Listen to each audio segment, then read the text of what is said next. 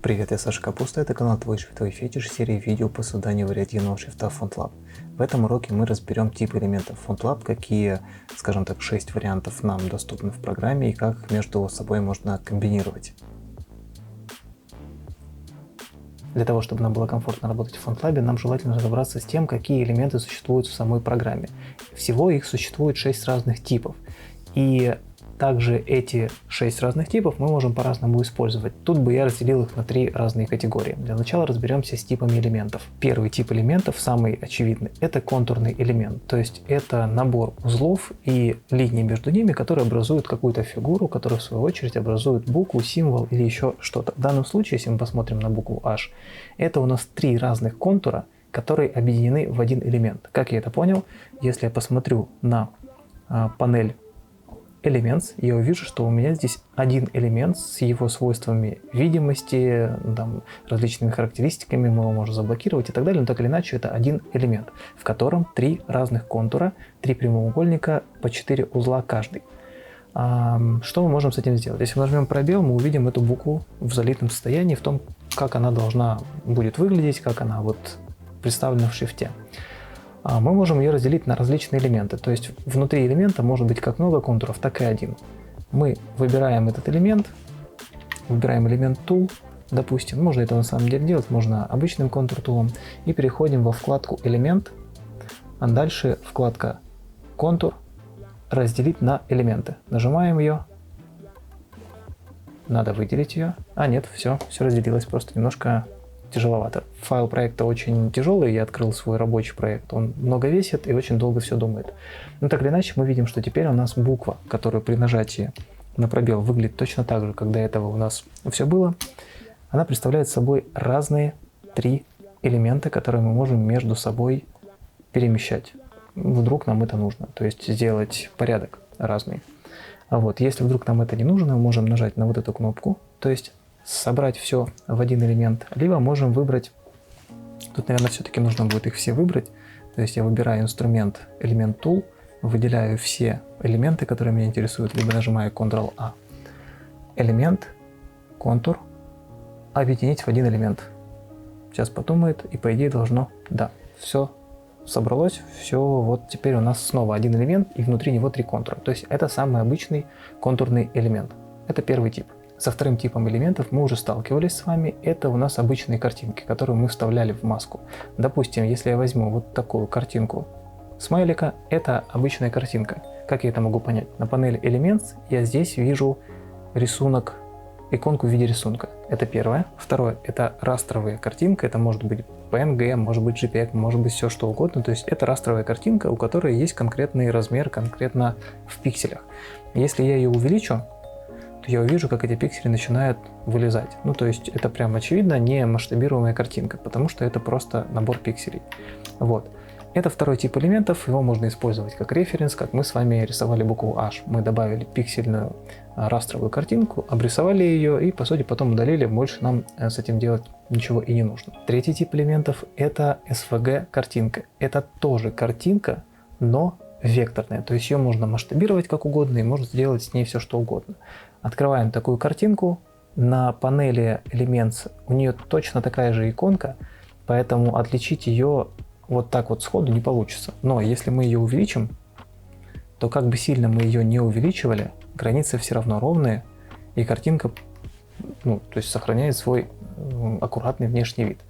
Если мы поставим 2 картинки рядом, то на обычном расстоянии, размере они выглядят одинаково, но как только мы начнем их увеличивать, мы сразу почувствуем разницу. Вот это SVG картинка, масштабируемая векторная графика, а это обычная картинка. Как это работает, я думаю, вы, если пользовались иллюстратором, примерно понимаете. В общем, так выглядят иконки. Что мы можем сделать с обычной картинкой? С обычной картинкой мы особо сделать-то ничего не можем, можем ее трассировать, об этом будет отдельный урок. И вот так она будет выглядеть. То есть в черно-белом варианте вполне можно ее трассировать, при этом у нас сама картинка цветная улетела в маску. Как мы будем трассировать в будущем, мы посвятим этому отдельный урок. А вот векторную картинку трассировать нам не нужно. она у нас уже векторная, поэтому нам ее нужно отредактировать. Но в таком виде мы ее отредактировать не можем. Для этого мы можем ее как бы разблокировать. Нажимаем правой кнопкой и выбираем «Сделать SVG-картинку редактируемой». То есть смотрим сюда. Здесь мы видим, что это просто обычная картинка. Мы точно знаем, что это SVG. У нас есть такой пункт, иначе бы его просто-напросто не было. Я нажимаю сюда, и что происходит? Вот здесь что-то поменялось. Я нажимаю пробел. Вот визуально все то же самое. Ничего не поменялось. Но при этом наша панель Elements видоизменилась. Теперь мы видим, что те элементы, те контуры цветные, из которых состояла наша вот эта картинка, она разобралась, теперь мы можем ее отредактировать, как обычный векторный элемент. Например, я могу сделать, ну вот как-то вот так расширить этот овал. И что это нам даст? Я просто растянул желтую маску, фон.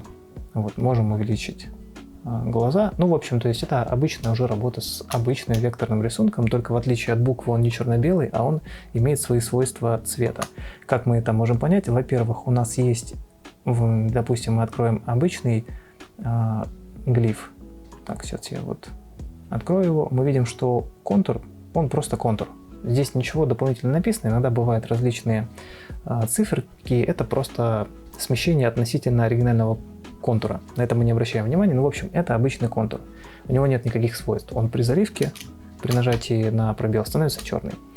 А если мы вернемся на цветную картинку, мы увидим, что у этого контура синий и вот такой вот какой-то голубой и желтый, причем не у всех. Вот смотрите, вот этот цветной вариант говорит нам о том, что к этому контуру применены свойства заливки или толщины контура, или свойства фона, или еще что-то. То есть, если мы вот это раздвинем, возможно, мы даже что-то и увидим. Так, здесь мы это не увидим. Вот если мы выберем вот этот желтый овал, мы увидим, что к нему применен какой-то цвет. Я могу поменять цвет, нажму пробел, что мы видим? Фон красный. А вот у некоторых есть прозрачные вот эти овалы. Это говорит нам о том, что это обычный контур. В открытом таком раскрытом состоянии он имеет обычный, ну то есть ничего не имеет, никакой иконки. Но когда несколько у нас таких контурных элементов, они у нас вот такими прозрачными контурами обозначаются. Если к нему применен какой-то цвет, она становится цветной. Допустим, я к этой применю, например, другой цвет. Здесь этого сейчас не видно. В общем, я его уберу. И все. Теперь он у нас стал, во-первых, поменял цвет. Он стал таким же красным. А во-вторых, к нему изменилась сама иконка. То есть она теперь у нас цветная. Допустим, я сделаю ее синим. Проверим. Это у нас, видимо, вот эта часть. Все. Наверное. Я уже... Да, это она. Вот. То есть так мы можем работать с цветными контурами и цветными шрифтами. Допустим, если мы хотим что-то такое сделать, и в конце курса мы тоже немножко поработаем с цветом в нашем шрифте. Вот это у нас два разных типа картинок. Обычная пиксельная и векторная картинка. Второй и третий тип элементов. Следующий тип элементов — это compound элемент. Что это такое? Это своего рода составной контур, составной элемент, который состоит из разных раздельных объектов. Это могут быть другие буквы, части других букв. Это может быть какие-то фильтры или такие специальные инструменты внутри FontLab, которые работают только внутри FontLab. То есть это штуки, которые помогают ускорить процесс работы над шрифтом, но в финальном шрифте их не будет. При экспорте такого шрифта такие сложные фильтры разбираются и превращаются в обычный контур, и после этого человек может уже там просто видеть обычную букву. Как это выглядит? Если мы посмотрим на иконки с элементов, которые мы с вами уже разобрали, то они имеют вот либо контур, либо цветной контур. Вот. А если мы говорим про фильтры какие-то внутренние FontLab, то, например, можем посмотреть, как работает фильтр Fill Tool. Допустим, если мы возьмем обычную S и нажимаю пробел, вижу обычную S, ничего такого. На самом деле это не совсем так. Такая буква сделана из двух параллельных, ну условно параллельных полуовалов. Пересечение имеется здесь в виде нескольких контуров открытых, то есть это не полноценная буква. Но за счет того, что мы фильтром Fill Tool его объединили, мы видим его как обычную букву.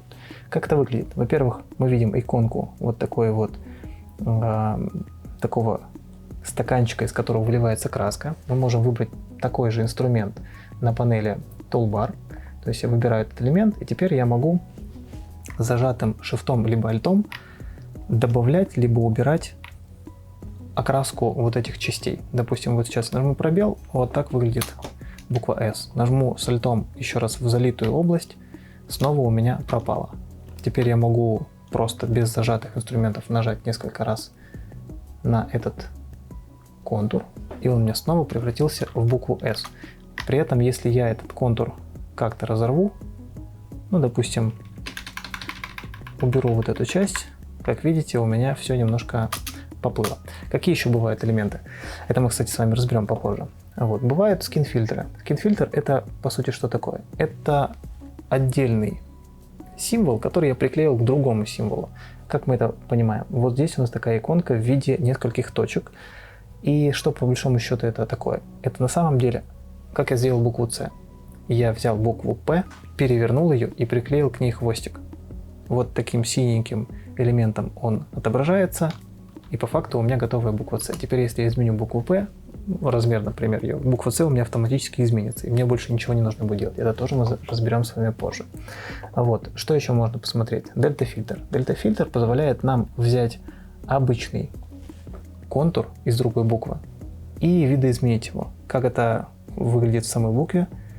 Вот такая синяя стрелочка. Как это выглядит на контуре? По большому счету, вот это вот такая длинная вертикаль. Но за счет дельта-фильтра я взял ее и немножко уменьшил. Зачем это нужно?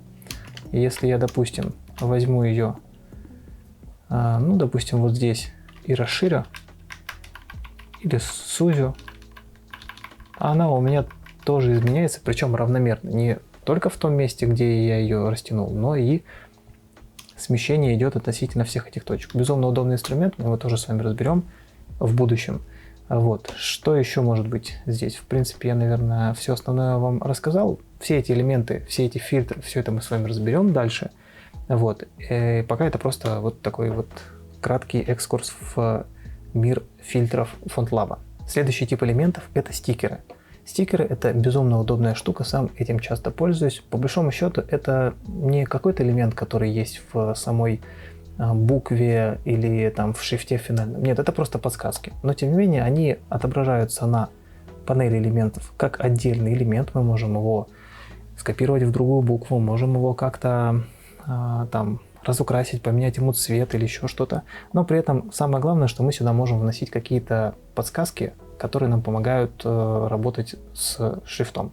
Допустим, я в шрифте сделал вот эту букву шириной 560 юнитов и прописал это. Также сделать буквой О. Для чего мне это нужно?